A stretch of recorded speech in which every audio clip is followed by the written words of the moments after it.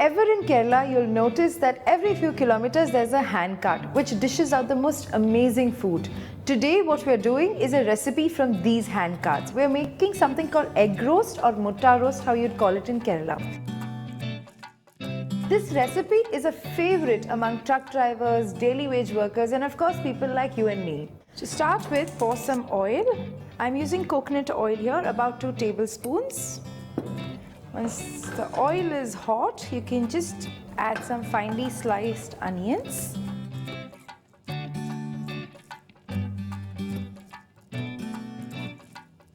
To speed up the process of cooking the onions, I always find it helpful to add a little salt.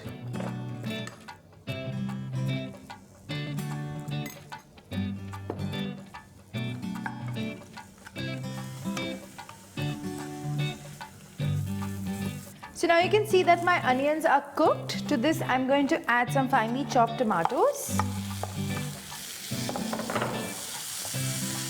Next I'm going to add some finely chopped ginger. I've also finely diced garlic and some curry leaves. Give it a good stir. To this we're going to add some turmeric powder, just like half a teaspoon.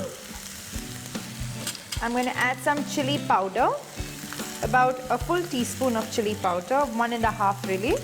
I'm going to add about 1.5 teaspoons of pepper as well. This is a slightly spicy sort of curry roast kind of a thing. So, you know, if you want to go easy on the spices, you can do that. So just give it a good toss and mix it really well because you want the rawness of the masala to go away.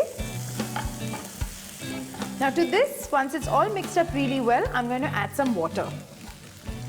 Just a little bit, you don't want too much water in this. Just to help bind it all together. So once you've added the water and mixed it together, just give it a few minutes of rest on the pan itself on low heat. So now that my masala is sizzling really well, I'm going to take some boiled eggs and just make tiny slits into it because you just want the masala to sort of seep inside. Okay, just coat the egg with some masala. The egg is not going to be completely filled with masala inside, but that's not what we're aiming to do either. So don't worry if you feel like you can't get this process completely right. Just let the egg stay in the pan on a low flame. Just coat the egg with the existing masala and keep it for maybe a minute at the max.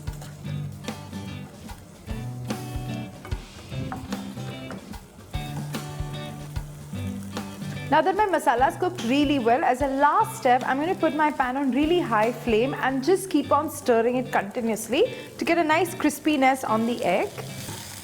Just make sure you don't burn it at this point, so it's imperative that you keep on stirring it.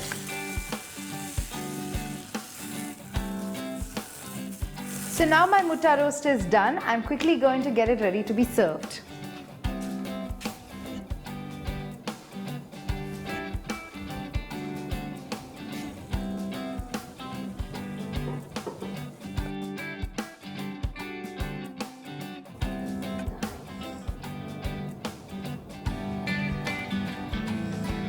So my mutta roast is ready to be served. I've also got some freshly made Kerala parota to go with this, so I'm just going to dig right in.